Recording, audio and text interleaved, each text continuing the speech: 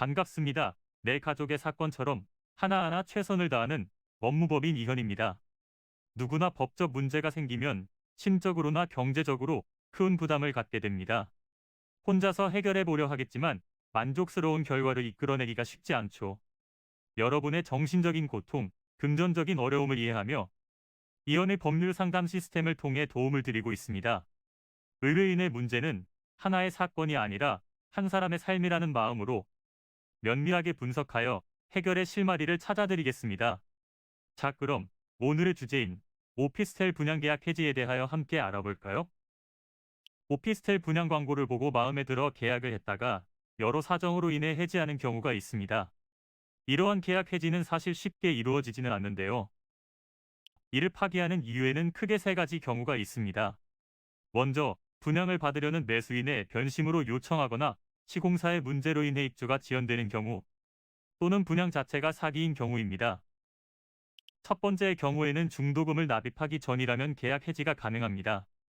다만 당시 걸었던 계약금을 포기하는 조건으로 진행되는데요. 만약 해당 시공사 및 분양 건물에 손해가 있을 경우라면 위약금도 함께 물어야 할 수도 있습니다. 중도금을 한 번이라도 납입했거나 잔금을 모두 지급한 상황이라면 계약 해지를 하는 것은 쉽지 않습니다. 정당한 사유가 있어야지만 해지를 요구할 수 있는데요. 시공사의 사정으로 인해 입주일이 3개월 이상 지연될 경우가 이에 해당합니다. 분양 계획서를 확인하였을 때 분양대금 지급 의무와 건설사가 계약자의 입주를 가능하게 할 의무가 동시이행의 요건으로 정해져 있다고 기록되어 있고, 분양 건물의 잔금까지 모두 치른 상태라면 계약 해지가 가능합니다. 다만 동시이행 요건이 아닐 경우에는 잔금을 치르지 않은 상태, 즉 중도금만을 지급한 상태여도 계약 해지 요구가 가능합니다. 혼자서 진행하기보다는 같은 상황에 처해 있는 입주 예정자들과 집단 소송을 진행하는 것이 효과적입니다.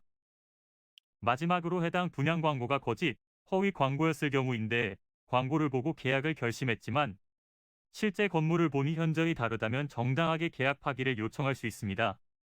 이를 요구하기 위해서는 단순한 정황 증거뿐만 아니라 구체적이고 객관적인 자료를 준비하시길 바랍니다.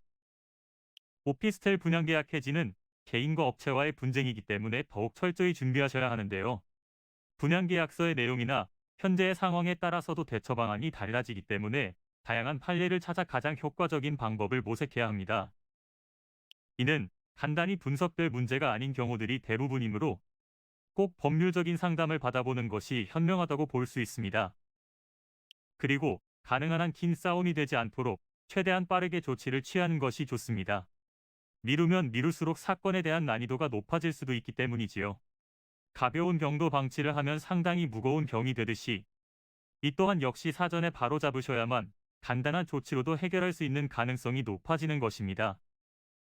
여러분이 골머리를 앓고 계신 그 사안, 저희 법무법인 이현에게 알려주세요.